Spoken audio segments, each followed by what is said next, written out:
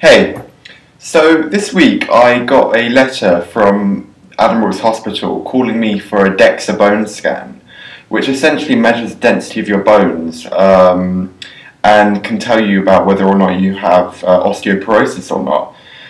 And this not only scared me, but it got me thinking about the long-term consequences of having an eating disorder and not getting the treatment for it.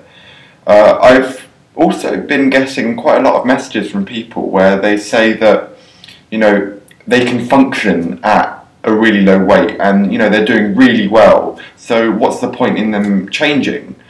So for this video I decided that I should highlight the long-term consequences of having an eating disorder, and some of these have personally affected me, so I'll let you know from personal experience what it's like to deal with these.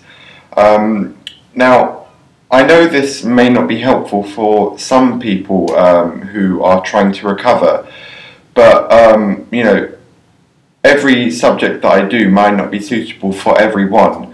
So if you do find it useful, please carry on watching. But if you don't, you can just look at the other subjects that I've covered in previous videos. So I'll take you around here, and I have a very anatomically correct representation of a person, and here I've just got a list of all the things that that can be affected by having an eating disorder for a long period of time. So the first thing to look at is the skin. And one of the first things that a lot of people say when you are, suffering from an eating disorder is, "Oh my God, you look really, really pale." And this is related to something in your blood, which can be iron deficient anemia, where essentially the amount of hemoglobin in your red blood cells goes down, and you can't carry as much oxygen around your body, which causes a skin pallor, it's called, which essentially makes you look really pale. On top of that, another part of your skin, same protein, keratin, is your hair. And this is something that I personally dealt with, and that was excessive hair loss. I'd wake up in the morning and I would look at my pillow and I would see a load of hairs that had fallen out the previous night, and I could visibly see that my hair was beginning to thin. And this was quite distressing for me to see bald patches at the age of 22. And this was one of the primary reasons that I decided to go and try and seek help, because I was beginning to look a lot older than I actually was. The next thing is the heart and the blood. So there's your heart, and one of the features of the heart is that you're born with a set number of cardiac cells, the muscle cells, and that number does not increase during your life, and that is because these cells are what are called post-mitotic, in that they can't divide anymore. And as such, when you have anything that can cause the number of heart cells to go down will cause it to permanently go down for the rest of your life, and that's one of the problems with heart failure. Now, when you have an eating disorder, you're in a negative energy balance, it's called, where the amount of energy that you expend is greater than what is being taken in. So your body has to get energy from somewhere, and this can be from protein breakdown. Now, this can be from your normal muscle, throughout your body, and this is, noted as muscle wastage, which again is another long-term consequence of having an eating disorder. The difference here in your skeletal muscle is that can grow back after you begin to put the weight back on, because rather than kill off the cells just become smaller, and when you begin to put the weight back on, they can increase in size back to their usual size again. The problem with the heart is that you begin to degrade your heart cells to, get the protein that you need, and even if you put the weight back on, these cells won't grow back. And one of the things that I began to notice when I was suffering was my heart rate would go really, really low. And when I was admitted to Addenbrooke's, they took an ECG, or an EKG in America, of my heart. And they looked at it and they were like, "How are you still alive?" And I looked at it and I had a heart rate of 28 beats per minute. The normal heart rate for the average person is anywhere between 60 and 90. And to have a resting heart rate of 28 beats per minute either means that you are a top athlete or you're close to death, which in my case I was. And now my heart rate is back to normal, but I know that my heart function is significantly less than the average person, and this could in fact affect my life expectancy. The other thing is the blood. So your blood is composed of red cells, white cells, minerals, vitamins, glucose, hormones, all of those kind of things. And as I said, one of the things that can happen when you have an eating disorder for a long period of time is you become deficient in iron, which causes an iron deficient anemia. However, there are other vitamins in your blood, namely B9 and B12, and if you're deficient from them for, I think, a period of months, I think for vitamin B9 you can be deficient for about 6 months, whereas B12 you can be deficient for about 12 months before the actual levels in your blood go down, because you've got stores of them.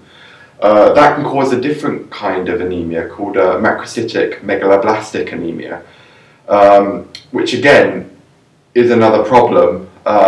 But this can be solved by taking in the vitamin B9, which comes from, I think, green vegetables, and B12, which comes from meats, and that can be fully reversed, just as iron deficient anemia can be. But also the other vitamins that you become deficient in, like vitamin C, because, even though a lot of people with eating disorders say that they're trying to eat healthily, they are not eating enough, full stop. And so even if they're eating fruit, it won't be enough. And you can develop collagen disorders. Vitamin D, you can get that from the sunlight, but a lot of people with eating disorders tend to isolate themselves in their rooms, and so you can have issues with your calcium internal balance. Vitamin E, which is important as it's thought to be an anti-cancer vitamin, and vitamin K, which is important in clotting. Now, the other thing that happens is that your glucose levels in your blood go down because you've used up all your glucose from your liver, from your kidneys, and so you start to break down your muscle, as I've said previously. But another way that you can get energy is from fat breakdown, which is why people with eating disorders have little or no fat. And the way that broken down fat is transported in the blood is as ketone bodies. Now, ketone bodies are great in that they're fastly mobilized to get energy, but the other problem with them is that they are acidic, and that can have negative consequences, and it's thought to have bad issues in your brain. So yeah, they're not great, even though they are meant to be a good thing in the short term, but not over a long period of time.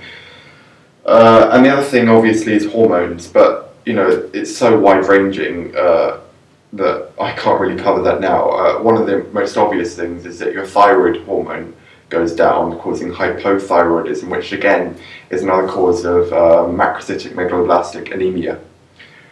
Now, looking at your gut here, so one of the things that happens when you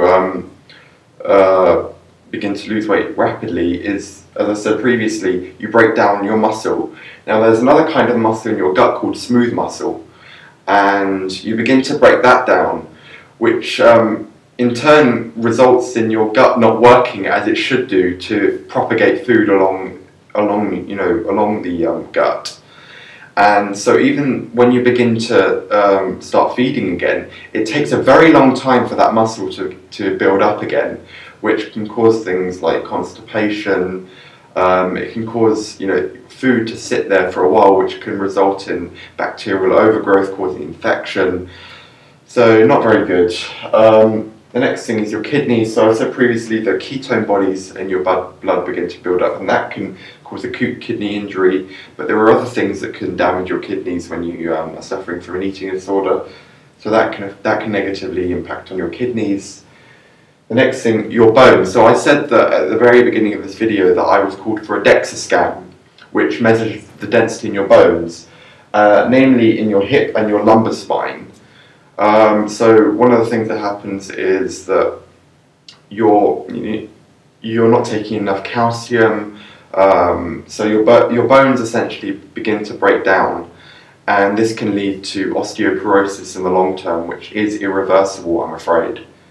Luckily, the results came back for me, and I'm okay. So I nipped it in the bud just in time. Moving on to your brain.